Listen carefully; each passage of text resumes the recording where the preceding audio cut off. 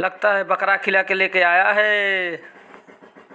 नहीं दारा, ये तो बस केला खाती है, बकरा नहीं खाती है। खिला दे, केला ही तेरा मोटा है। अभी मजा आएगा ना भिड़ो। मैं भाभी के साथ टपाटप कर रहा था, तब तक पापा देख गए। पापा मेरे पिछवाड़ों को मार मार के लाल कर दिए।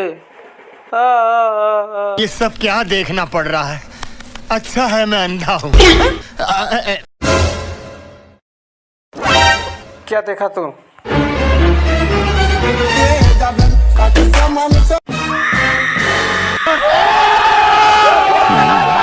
वाह क्या सीन है। क्या हुआ? बहन डर गई, बहन डर गई, बहन डर गई। क्यों हिला डाला ना? अरे कहना क्या चाहते हो?